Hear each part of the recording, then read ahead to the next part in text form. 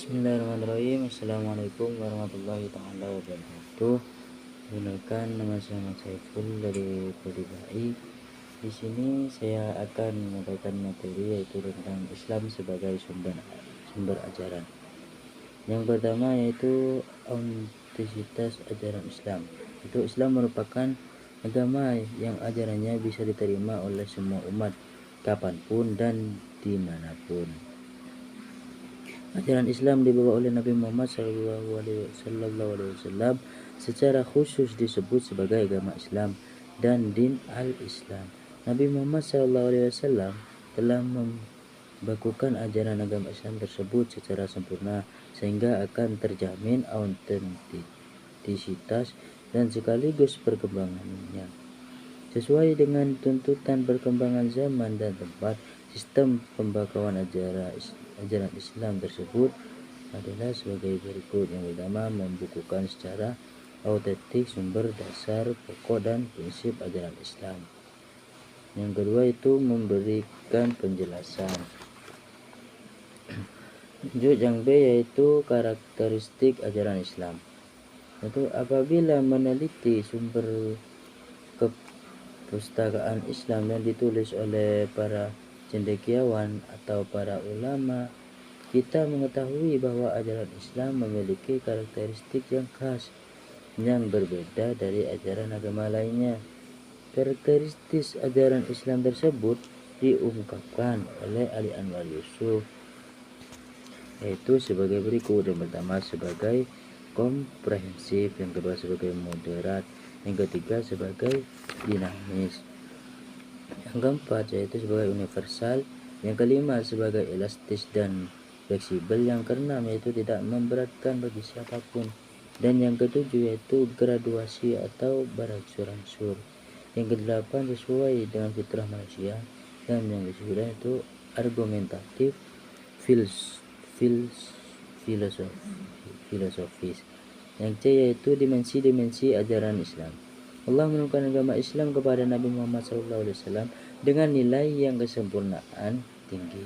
Kesempurnaan itu meliputi segi-segi fundamental tentang berbagai aspek kehidupan manusia berupa hukum dan norma untuk mengantarkannya ke pintu gerbang kebahagiaan dunia dan akhirat.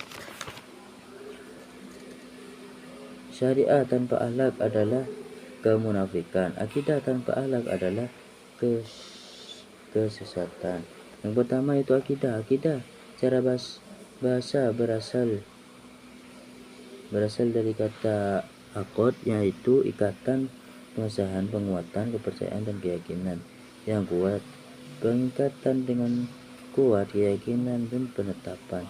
Secara bahasa kata akidah yaitu juga mengandung arti ikatan dua utas tali dalam satu buhul sehingga menjadi satu buhul dan menjadikannya tersambung. Terus lanjut yaitu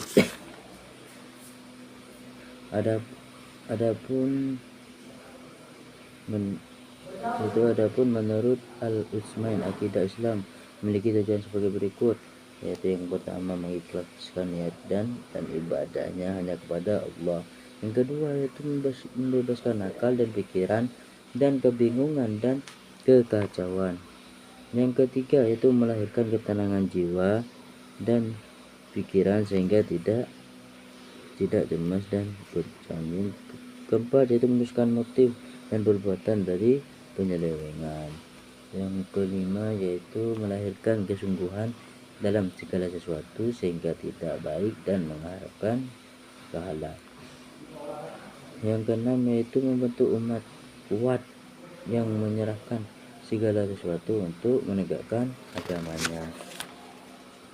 Yaitu yang terakhir itu meraih kebahagiaan dunia dan akhirat. Terus yang kedua yaitu syariah. Apa itu syariah? Di sini secara bahasa kata syariah adalah jalan menuju sumber air yang tidak pernah habis. Sedangkan secara istilah syariah sebagaimana telah disebutkan pada dua ayat sebelumnya, yaitu menunjukkan makna jalan yang terang, aturan hukum yang telah ditetapkan oleh Allah. Terus yang ketiga yaitu akhlak. Secara bahasa, kata akhlak berasal dari bahasa Arab yaitu khulu, jamaknya adalah al-khulq. Kata ini secara bahasa mengandung arti perangai, tabiat, dan juga agama. Yang D yaitu memahami ajaran Islam dan struktur Islam, iman, dan ihsan. Dalam ajaran Islam ada 3 terma penting yaitu iman, Islam, dan ihsan. Pertama, makna dasar Islam. Ada indikasi bahwa Islam adalah inisial seseorang masuk ke dalam lingkaran ajaran ilahi.